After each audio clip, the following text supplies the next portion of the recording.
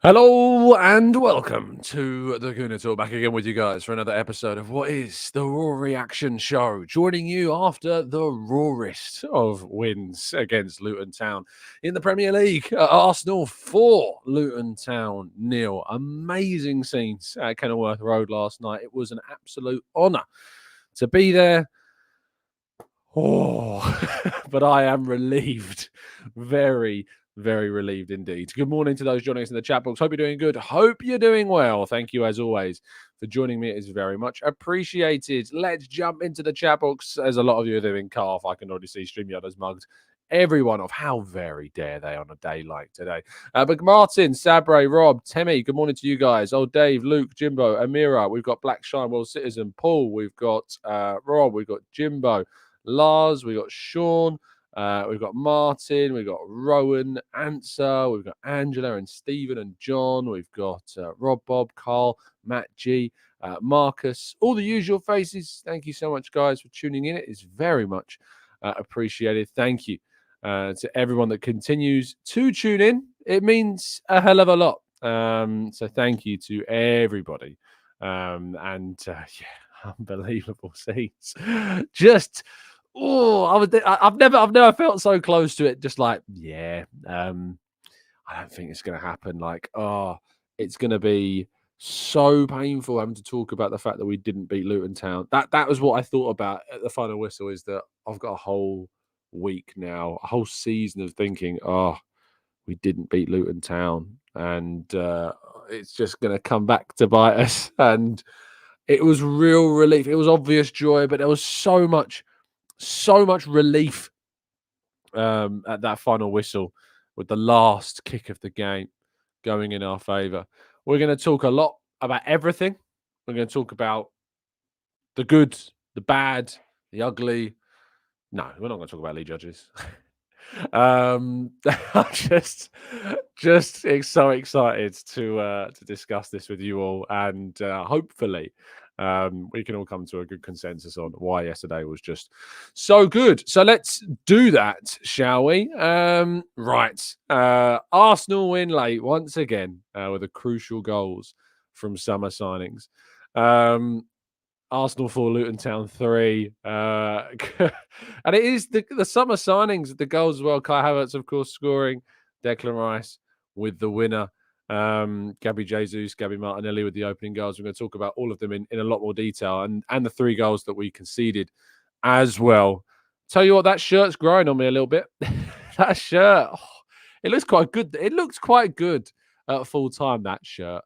I've never said a bad word about it. And it's growing on me.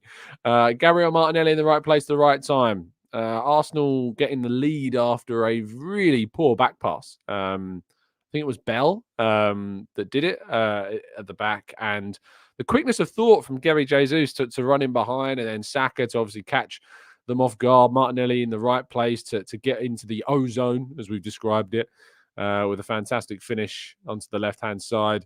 Really, really solid finish, really good move, but it was fortuitous, and Arsenal have got to take those chances, got to take those gifts when they arrive at our feet. So, yeah, very happy with that. We obviously conceded from a header from a corner, which we'll talk about, I think, more so when we get to talking about Raya. We'll talk about the goals that we conceded. But before that, let's talk about more of our goals. Gabriel Jesus involved in 3 of them and scoring 1. Shushing the doubters, and quite rightly shushing the doubters as well, because what we've come to expect from Gabriel Jesus is a response. I think response is the right word. Is that he continues to apply himself in the proper way, continues to chip away at all of his critics. And I was one of those critics after the game against Wolves, where he didn't have the best of performances naturally. And I think that when he has these types of displays, especially away from home, it's sometimes a lot easier in the comfort of your own environment, the Emirates, to have good performances. But once again, away from home, and Jesus does pop up in big moments away from home. I remember Anfield last season, 3 goals. The first one with the throw-in. The second one, he obviously scores a fantastic leap and header. He hangs in the air for such an incredible amount of time before actually heading down into the net. And then obviously the assists for Kai Havertz. I haven't even checked my fantasy team now. I'm thinking about it. But I'm sure that that's me opening YouTube, for goodness sake. But I'm sure that I took out Odegaard and I put Trossard in for some reason. It nearly worked for me last week, but it was a game in which obviously I think Arsenal will be very happy they had the number 9 that they had in the end, and can be very, very pleased that Jesus' performances and performance on the night proved really, really important. And I think, his critics that are desperately clamoring for us to sign a number 9 aren't so loud today. Let's talk about the conceded goals, because obviously Arsenal conceded 3 before they scored their next. The first one I can forgive. It's in terms of the goalkeeping. Defensively, we need to defend that corner better. We need to get in front of the goal scorer completely free. I think Martinelli is that loses them. Maybe we need to sort out who's marking who a little bit more astutely from those corners, because Martinelli really lost Osho, I think it was, with the first goal, Gabriel Osho.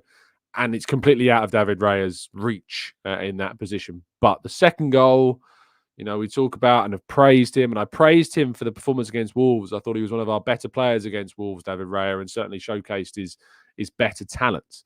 But you have to be stronger there. Your defenders have to be better. Declan Rice, I think, is a bit of fault as well. If you're going to come, you've got to get it. It's as simple as that for a goalkeeper at a corner. If you are going to come and get the ball, you have to get it. Otherwise, you are the one that is going to be blamed. The third goal is not good. Ross Barkley striking the ball low. It's a very low drive and the keeper's got to get down. But, and I'm not going to sit here and go, oh, well, I think Ramsdale saves that, because, we've seen Ramsdale make mistakes.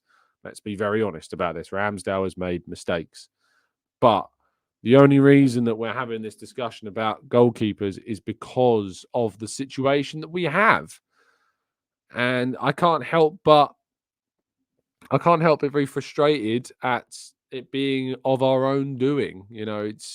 I feel like if David Raya had replaced Ramsdale and Ramsdale had left, maybe it would be less pressure and there'd be less expectation, there'd be less mistakes. But it's entirely a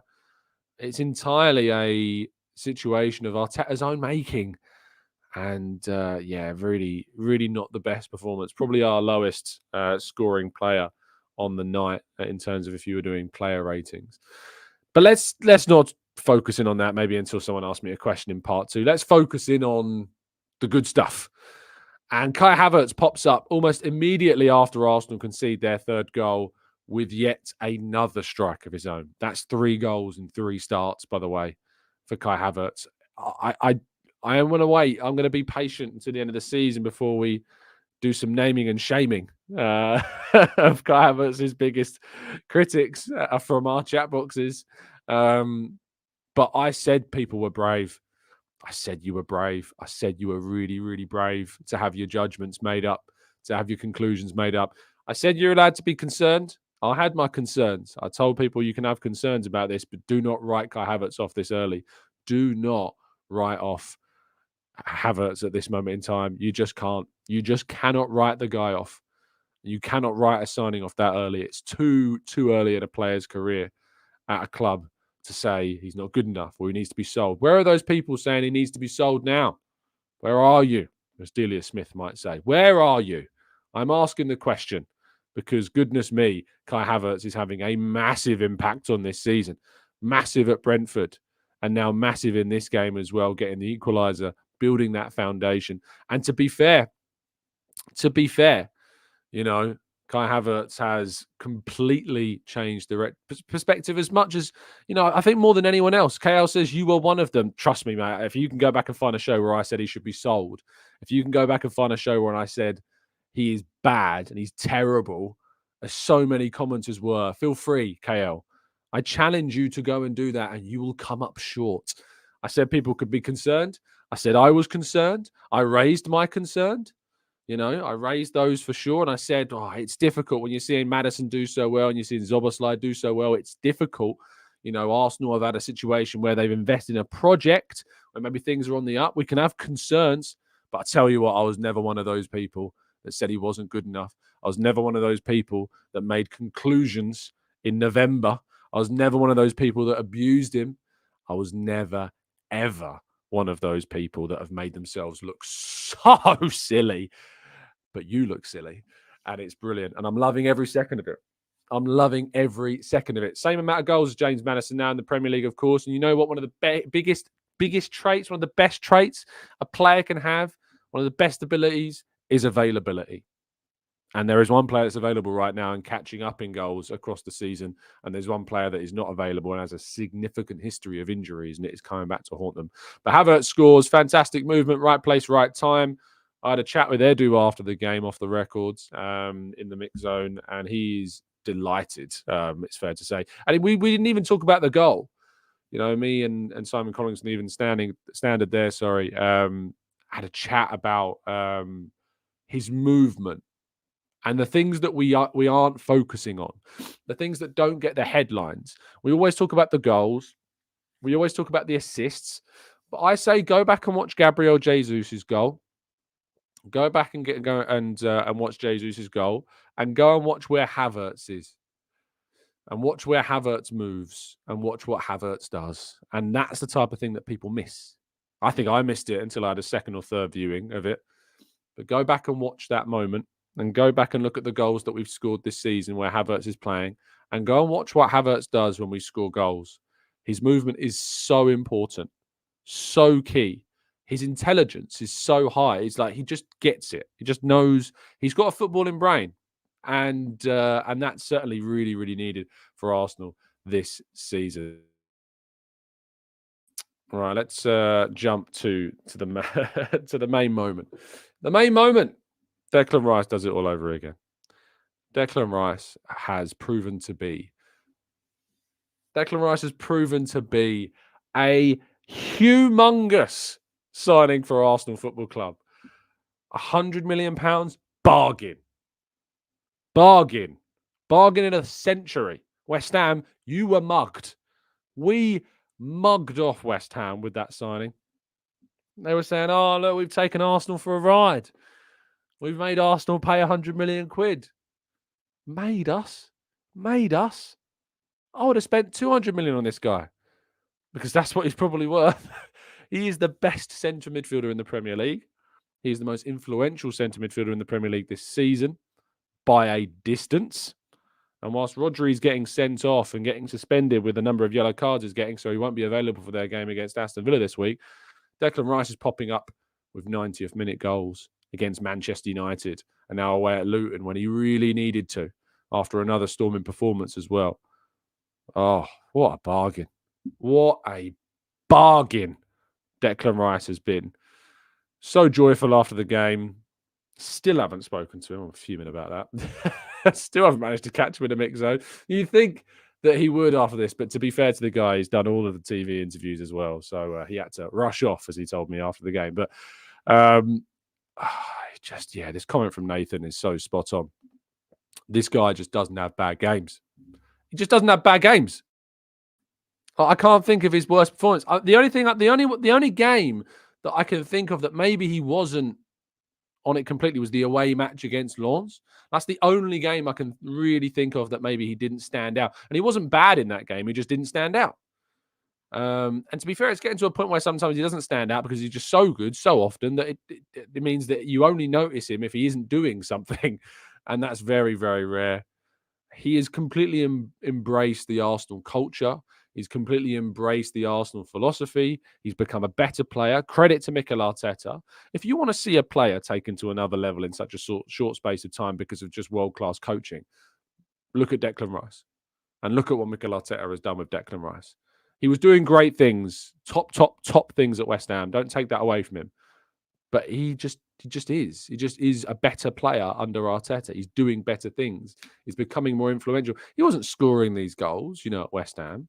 That's against Manchester United. He scored now. He scored, obviously, at Luton. He's taking shots from range. He is becoming a better player. And we are enjoying all of the fruits of the labour of getting that deal done to the nth degree. Utterly fantastic. Brilliant. Delightful. Dericeful. And Arsenal just don't die. Like, we just don't die, do we? We really just keep going. And there isn't any end to what Arsenal do. I saw a great tweet. I think it's from Andrew. And by the way, a massive congratulations to Andrew and James and everybody involved at Arsblog for their winning awards at the was it the fans where is it? Yeah, Club Podcast of the Year at the Football Supporters Association. Massive congratulations to Andrew and Arsblog on that award. Well deserved. Brilliant bunch of people over there at Arsblog doing some fantastic things in the men's and the women's game. Let me find the tweet. Where is it? Here it is. Not quite sure what to say. Conceded sloppy goals and could have dropped points today. But when a team scores late goals to win games as often as we do, it's not a fluke. The ability to keep going and to grind it out on days we don't play well, is invaluable. And it's true. You know, once can be a bit fluky. Twice can be, wow, this is a bit lucky. 3 times, 4 times, 5 times, keep going. It's not flukes. It's not luck.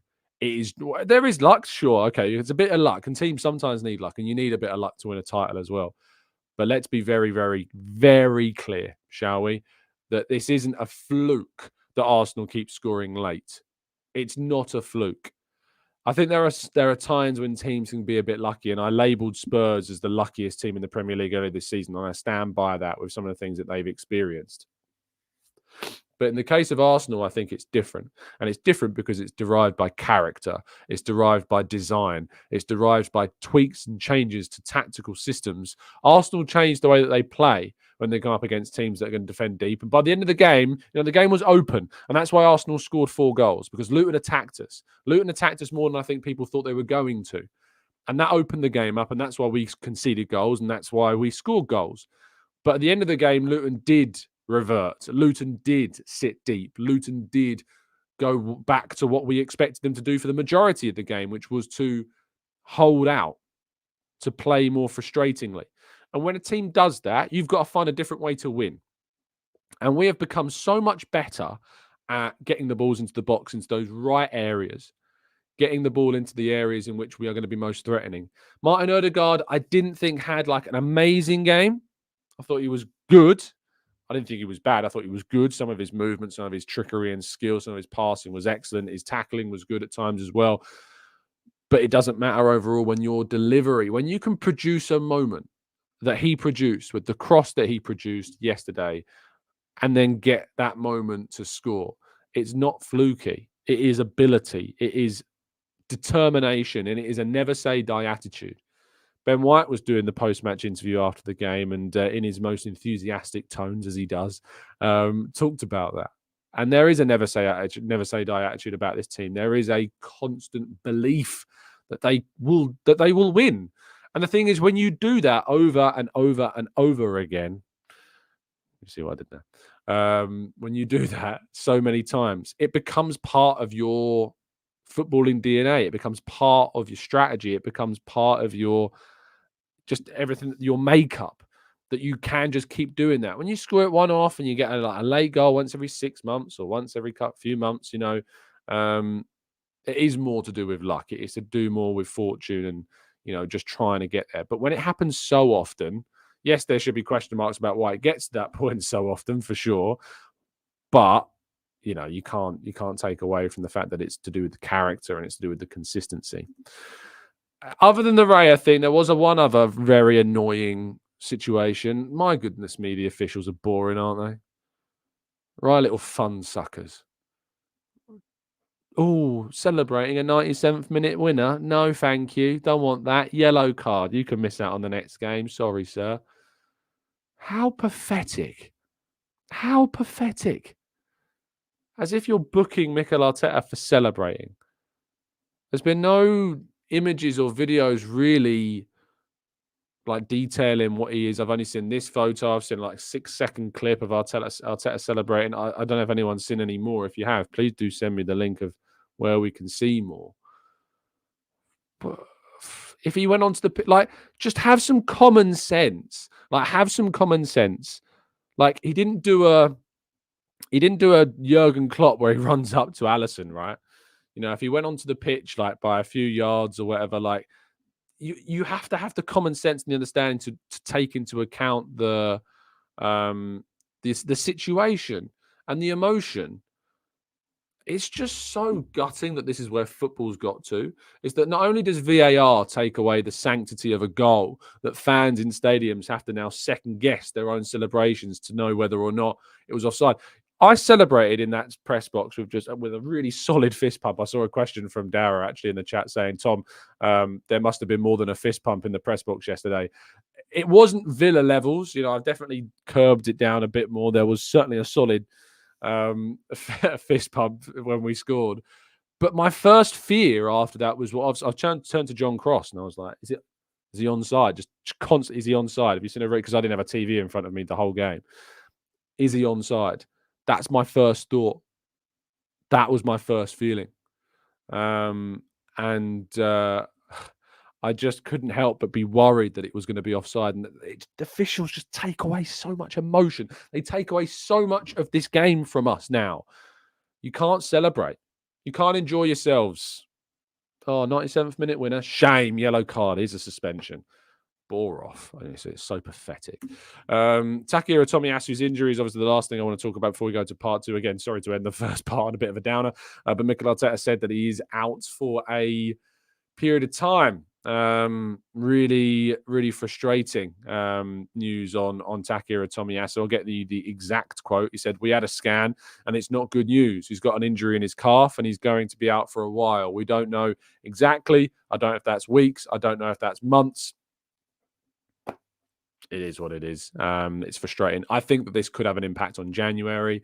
Arsenal have been keen on a defender anyway, to my understanding. So expect this to change. I would expect this to maybe change Arsenal's tact. I hope it doesn't affect our ability to go and get a midfielder. But I would be very, very surprised if Arsenal aren't very keen on trying to bring in a defender now in January. I expect him to be back by probably the end of January, unless things change, really. If it's a calf issue, usually it's like we're talking weeks rather than months. But I think that it's important that Arsenal address this in the market because you need to make sure that you get good deals in January, and they're really, really difficult to do. We know that. We know that January is a really difficult window to get good deals done in. But you know what's not too difficult to get a good deal? That's right. NordVPN, because NordVPN, you can get a fantastic deal, no matter be it the December, Christmas, January. You just need to go to nordvpn.com/Gooner and get yourself a significant discount off a 2 or 1 year plan. And you can get a 30-day money-back guarantee if you're not happy with the service for any reason. If you're asking me what NordVPN is, are you living under a tree? Are you living under a bush? Have you been living under a ground for the last fair few months? Because what it does, it gives you the superpower of changing geolocation. You go from one place to another. You could be at the back post and all of a sudden you're at the front post, or you can be in the UK, but now your phone or your tablet or your laptop thinks it's in Marrakesh. Maybe it thinks it's in Paris, New York. NordVPN will give you the ability to change geolocation to a number of places all around the world. And in doing so, give you that superpower. And not only that, but keep you safe and secure when you are surfing the net. So please, please do not miss out on the opportunity. As always, we're running out on our TGT NordVPN sponsor. Not long left, so don't miss out. Link in the description, nordvpn.com/Gooner. All right, let's move to part two and your questions right after this.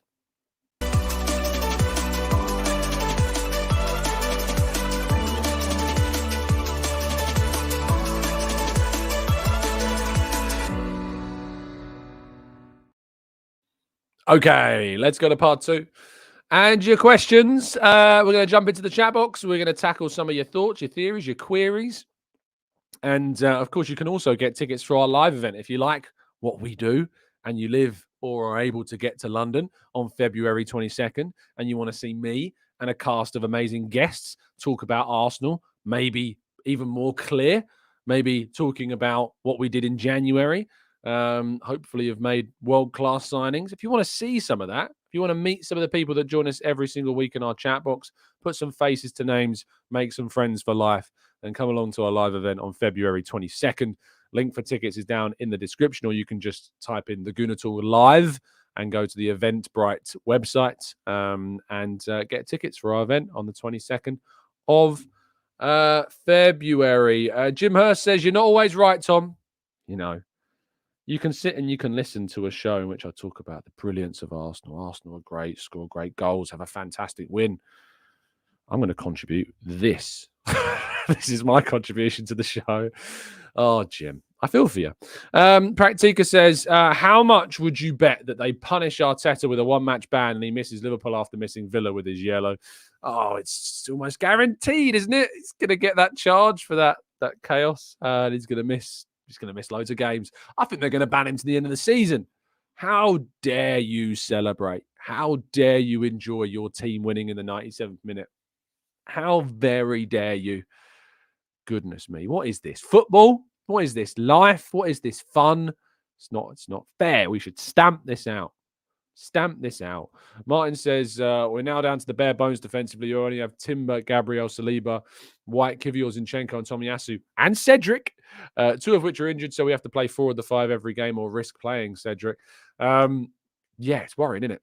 It's really, really worrying. We're very short. That's why I've been saying that I think people talk about strikers. No, we're not short in the attacking area.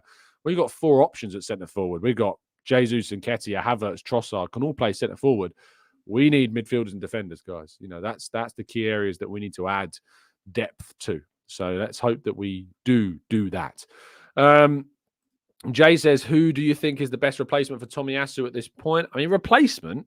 I mean, Ben White didn't have a great performance yesterday. He had a really good assist, of course, for Jesus' goal. But outside of that, defensively, I think he was a bit culpable. And I think we're going to miss Tomiyasu. But Ben White just needs to find his rhythm again, get back into starting games again. And hopefully we do get that back. The process is, how much effect do you think Arteta's suspension will have on the team in the weekend? Last time he was suspended, we gave City a run for the money. Yeah, look, I think that Arteta is influential on the side of the field. I think that he makes a difference on the side of the field. But I do think that there will be a difference of him not there. But that you're great at pointing out that Man City performance was very good. But we did make mistakes in that game. And so because of that, you can't help but not think that there may be something that goes a little awry. Hopefully it doesn't. But I think it'd be naive to say that it won't have any impact at all. Marcus says, is the Rice winner going to be reenacted at the live show, i.e. move one way and then back and bag a goal? Marcus is desperate for us to reenact some kind of goal at this live event. Maybe we'll make it happen. Rich says, hi Tom, a bit negative, but on Raya's recent performances and mistakes, do you see Ramsdale coming back in, or do you think that Arteta has made Raya his number one no matter what? I think the latter is probably the case. I think Raya is the number one and will carry on as number one. It's also worth remembering that Ramsdale, of course, did make mistakes in the last time that we saw him play as well. He'll get a chance, I think, to play against PSV. Maybe that'll be a chance for him to stake his claim. But Aston Villa, I'd be fully expecting David Raya to come in for the game against Villa this weekend.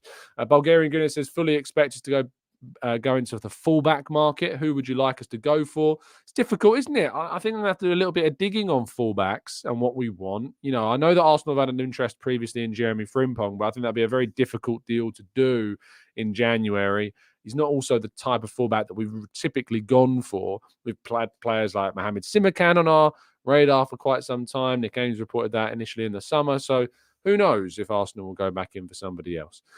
Dara says, I'm in Dublin Airport with a pint in my hand, enjoying the live show. Is it true that West Ham are putting in a complaint against Arsenal for only paying $105 million for Declan Rice? What a bargain, indeed. Aaron says, do you think that fans should get a lifetime ban for celebrating? Why should we stop at lifetime bans? I think it should go beyond life, into death. I think, why stop at life with bans? I don't think you should be allowed to celebrate in the afterlife either, to be honest. I think it's just the way in which the world works these days in football, isn't it? I think just no celebrating. Just you're going to put up signs everywhere. Outside the Emirates, no celebrating here. Not today. No, thank you. Take your celebration somewhere else, please. Chris says, hey, Tom, the stats don't show everything. You can have easier games of 19 with easier save stats to make you look good. The eye test is what matters. And Raya showed again Ramsdale needs to start. Chris, did you watch the game against Brentford? Because that eye test weren't great for Ramsdale. It's not as if like Ramsdale is this bastion of consistent perfection. So let's not talk about the eye test suggesting that we should definitely be picking one keeper over another. It's not as simple as that. Raya made mistakes last night, and Ramsdale's made mistakes too. I just my issue is not about choosing one between the other. My fingers aren't pointing at the goalkeepers. I'm not pointing at Raya. I'm not pointing at Ramsdale. My issue with the goalkeeping situation is with Arteta. I have my issue is with him and this dynamic that's been created. Raya is better than Ramsdale, but he's only better for me marginally. The improvement that we've made is marginal. It's not a huge difference, and I think that because of that, because you've only improved that position marginally in a position that is different to any other position on the field, it creates a situation whereby the pressure is greater and any mistake is emphasized even further. I think if you were going to replace Ramsdale, it probably should have been like a world class, like I'm talking top 5 goalkeepers in the world. And apparently, according to last season and the statistics and the ratings, Ramsdale's amongst the top 10 goalkeepers in the world up to the end of last season. So if you were going to replace him, I think you had to replace him with somebody that was absolutely unbelievably good, really experienced, probably into their late 20s, early 30s, and have played at the top level for quite some time. I don't think that was available. And I think that it has utterly destroyed the confidence of Ramsdale, and it's having an impact on Raya's ability. So I don't think it's fair to point the finger at Raya and say he's not good enough, because I think there's so much evidence to suggest that he is good enough and he's slightly better than Ramsdale. But I'm not fussed. I'm not fussed about that as much as I'm fussed about the situation we've created for ourselves. For ourselves. Now, it's also worth pointing out that the best goalkeepers in the world make mistakes. Alisson made mistakes against Manchester City. Those clearances that he made towards the end of the game could have lost Liverpool that fixture when he panicked and kicked the ball away. Ederson has made mistakes, but Ederson for me is probably the best keeper in the world. Alisson very close, if not on the same kind of level. You've got other players that make errors too. Donnarumma was known as being one of the best goalkeepers in the world, and that's why PSG paid a lot of money for him. Makes mistakes, didn't look convincing against Newcastle. So it's not as simple. I remember we did shows looking at Andre Onana. Andre Onana was linked to Arsenal. We did shows looking at his distribution, looking at his save percentages, and he was looking really good. He's come to Manchester United, and the pressure has proven too much. Sometimes it goes beyond the numbers. It can go beyond that, and that's really important to remember, So for me, it's never going to be about the goalkeepers individually, because the statistics are clear. The stats are clear. The expected goals against are clear. The expected goals conceded are clear, although I'd be very interested to see how that's changed after yesterday's game. It might have changed quite dramatically. But for me, I'm not pointing fingers at Raya and Ramsdale. I'm pointing fingers at Arteta with this situation. I don't really want to linger too much on this topic, because it's like I don't want to look at last night and think goalkeeping debate. I want to think, well, we'll talk about that another day. But at the moment, I want to kind of think about the positives of last night, because what it does mean is it means that Arsenal are top of the table by 5 points, with 5 points clear. Just this conversation has lost us 100 listeners. Like more than 1,300 of you were listening. We start talking about Raya Ramsdale, and 100 of you have switched off. And to be honest, I'm not surprised. And I don't blame you for switching off. And you may listen back on catch up and think, yeah, I switched off because I'm so sick and tired of Arsenal playing to a level and a standard where they come out with a fantastic victory and all we can focus on is the negatives. And I speak to you people in the chat box sometimes. If you come out of those results and your first thought is a negative, maybe the first comment you left on today's show was a negative, was a criticism. I ask why. You're allowed to be critical. You're allowed to be analytical. You're allowed to be concerned about things. But when we have a result like that, why is a first comment a negative? Why is the first comment you make a criticism? So when you jump into our shows, I'm not saying you're not allowed to be. You are. And I encourage you to be critical and I encourage you to be constructive. But think about when when you've just experienced what you've experienced, you've had the joy of last night. Is the first comment we're going to make in a show, is the first comment we're going to leave, is the first question you're going to ask going to have to be a critical thing? I mean, just some parallels between that and the referees that have decided to book Arteta for celebrating. I don't mind us having some critical thinking a little bit later on, but I feel like we're so quick to focus in on the negatives all the time. Why do we do that? Ali says football is to be enjoyed, and I do tend to agree. There's some horrible things going on in the world right now, and I think that, need to focus on some of the positives. Otherwise, what's the point? Chris says, wow, been here for 2 years. Keep up the good work. Chris, thank you so much for your kind support. Chris has been one of our longest serving listeners in the channel and continues to be. And I look forward, Chris, to hopefully seeing you at our live event, as I did at the event we did with Ray Parler very recently. Rob says, is the concept of a foul anywhere else on the pitch actually backed up in the laws of the game? I've always found it a crazy idea. Surely a foul is a foul. VAR was crap again. Pull on the shirt, foul, penalty. I've not really talked about that, have I? I've not really discussed the penalty incident. For me, if we draw this game, I'm talking about that. I'm not really talking about it because we won, you know. So I'm not talking about it as much. But I thought it was borderline. The Gabriel one I've not seen enough of. I've not seen enough instances to show me why that was a penalty yet. I could be wrong. But I've had a lot of people turn around and say to me that they felt that Gabriel was fouled in that moment. I'll see if I can try and find, how is this not a penalty? I'm looking at Gabriel. I'm rewinding it. Gabriel, oh, he's being pulled like by his arm. He can't even get close to the ball, can he? Dives in, he's being pulled. Number 2, I'm not sure who number 2 was. In fact, I have the team sheet so I can check. Number 2 was Gabriel Osho, pulling on Gabriel on Gabriel. Yeah, I think there's a penalty there, isn't it? I think it's probably a clear and obvious error. Rob says, thank you for the donation. I can't help but feel there's something non-goalkeeper related that's freezing him out. Arteta has shown himself to be very unforgiving with any form of dissent. I don't think it's anything off field, to be honest, at all. It's just my opinion and based upon, rough hearings. I don't think it's to do with anything off field. I think that he just prefers Raya. I really just think it's that. So there you go. Mark says the Gabriel foul was getting pulled away from the ball by his left arm. Is that no longer illegal? Apparently not. Derek says, Tom, very noticeable. We are chasing a goal and Eddie wasn't used. Speaks volumes. Also, we are so short at the back. I don't think this is fair, Derek, to be honest. I think the game state was very much not for Nketiah. Nketiah is a lot more so like for the Wolves game. Wolves are chasing the game. Wolves need a goal. And so the game's more open. And so Arsenal aren't working in tighter spaces. Whereas at the end of the game, Arsenal are working in tighter spaces. And you want a more technical, dynamic striker that can work in those smaller spaces. That gives you a little bit more in the sense of kind of, trying to cross the ball in. Or he's really good in the air, is Jesus. He'd already scored a header in that game. So I don't think necessarily, Derek, that's very fair. I think Nketiah is very situational. And I don't think the situation suited Nketiah yesterday. I think it was more suiting of Jesus.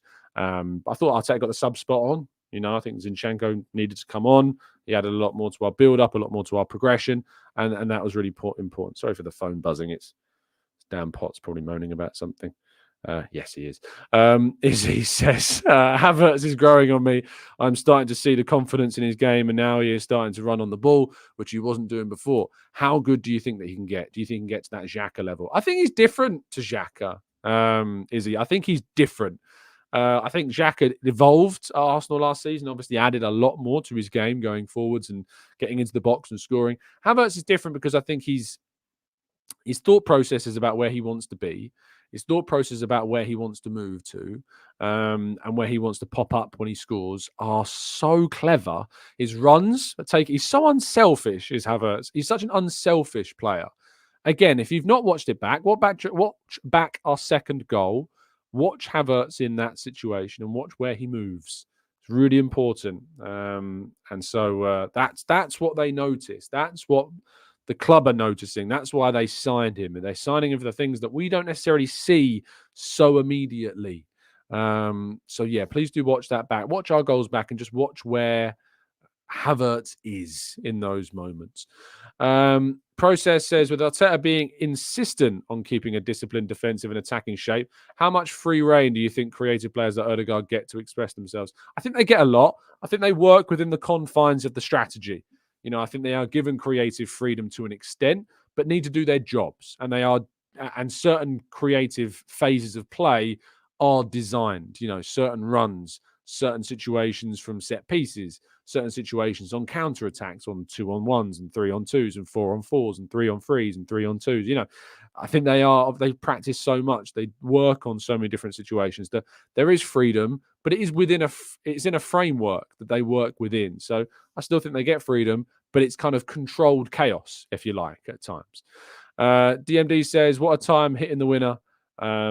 Just as Peeps thought we'd drawn. Indeed. I saw a fantastic meltdown for a Chelsea fan on social media yesterday. That was always enjoyable. One of the most enjoyable things after a result like that is watching back the reactions of the critics, of the people that don't like us. And there's a lot of people that don't like us. And it's great. I enjoy it. I don't want to be liked. I don't want Arsenal to be liked as a club. You know, keep writing us off. Keep putting us down, because it's going to hurt all that much more when we win. And I'm sure it did for you guys last night. Let's go to Aaron says, I have to say I didn't start as a big fan of Havertz. And I'm still not completely sold yet, but I'm over the moon with his turnaround and the hope continues. And that's all I can ask. That's all I can ask, you know, of people that have got that are skeptical about Havertz. I criticize the people that wrote him off. I criticize the people that wouldn't back him. I criticize the people that won't celebrate him. I criticize the people that are just done with him after a few games. That's not being a supporter. That's not being a fan. You can have your opinions. You can be critical. You can think that maybe we should have signed someone else. That's fine. I was nearly there.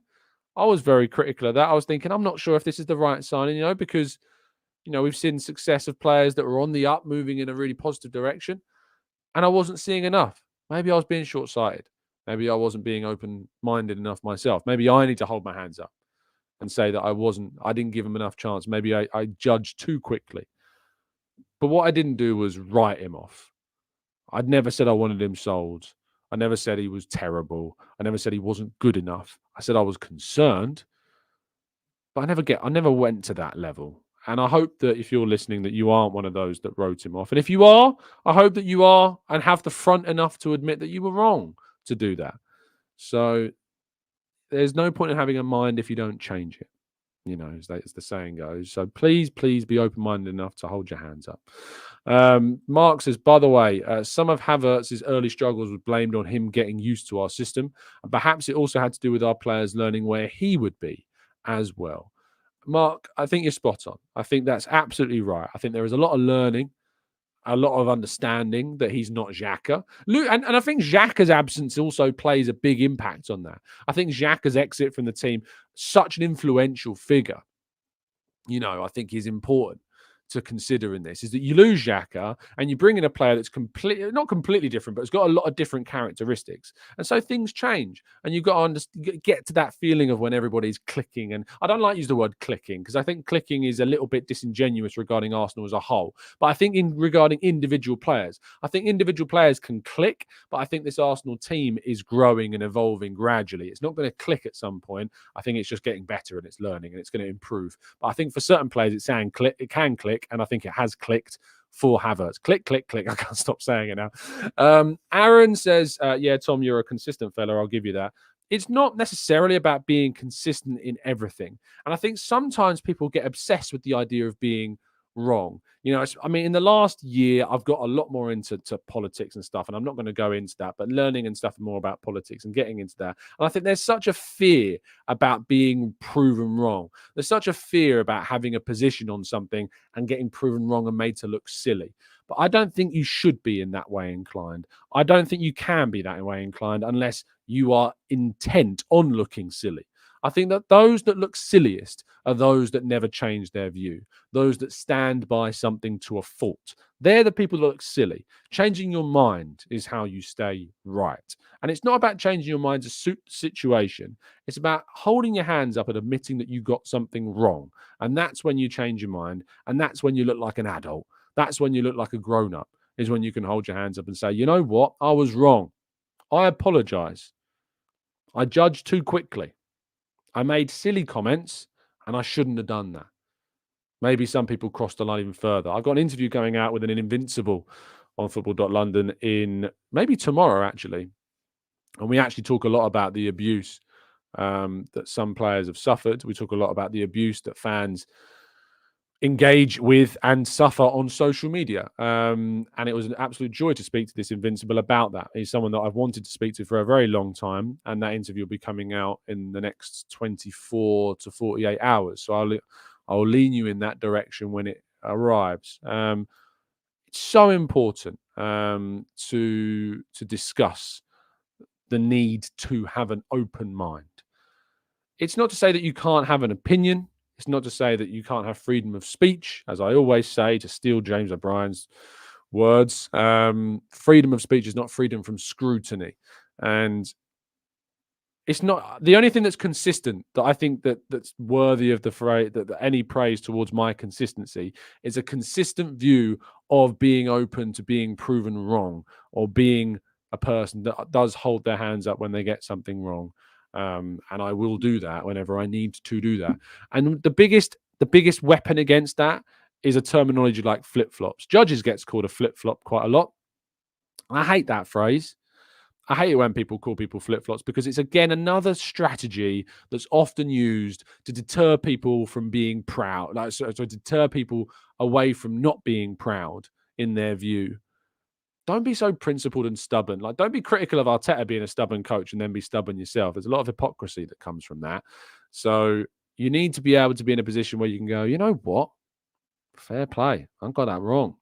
And Arteta's proved me wrong, or Havertz has proven me wrong, or Raya, or Ramsdale, or Edu, or, loads of people, Gabriel Jesus, and Ketia, whoever, they're proving me wrong at certain times. Sometimes they won't. Sometimes you'll feel justified. Sometimes you'll feel vindicated in that view. And it's great. It feels great. Being right's great. It's not play out like it doesn't feel great to be right. It does. I love being right. It's one of my greatest traits, being right. But you know why I'm right so often is because I'm willing to change my mind. That is how you become right more so than often, is by being open and changing your mind. Because you may have said that Havertz needs to be sold a few weeks ago. You may have been saying, sell him in January, not good enough, terrible player. I think you're being proven wrong. But guess what? You don't have to be wrong anymore, because you can go, no, I got that wrong about Havertz. I take that back. I was too quick to judge. And so therefore, I'd like to retract that and say now, actually, upon consideration, he's doing quite well. And I'm really excited to see what Kai Havertz does at Arsenal. Guess what? You've just moved into an area of being right. And there's nothing to be ashamed of about changing your opinion on something. Nothing to be ashamed of about that at all. So please don't feel ashamed. Social media is the biggest weapon against that as well, because what you wrote 3, 5, 6, 10, 15, even 20 years ago these days is on the internet, and it's there forever unless you delete it. And even in some cases, when you delete it, it's still there. And I often don't think that people should be judged on things they've said years ago, a year ago, sometimes even a month ago, sometimes a week ago, because between the time of them saying that thing and now, they may have learned something new within that time. They may have gone through an experience that changes them as a person. And I don't think they should necessarily be judged. People should be given the opportunity of a second chance. They shouldn't be cancelled. They should be allowed the opportunity to change their minds, to change their view, to change their way of life if they need to. So, yeah, social media is a big weapon, unfortunately, against that, of documenting things that you've said and done in the past. If you're willing to change, do it for the better. Let's go to boom, boom, boom, boom, boom. LMS says, I was wrong. Lol. There you go. We've got a converter. There you go. Process says, thank you, Tom, for showing us that one can be successful at YouTube without being abusive and controversial. That is certainly something I always strive to try and not do. It's a quick way to success, quick way to views, quick way to subs, is to shout and scream and get angry.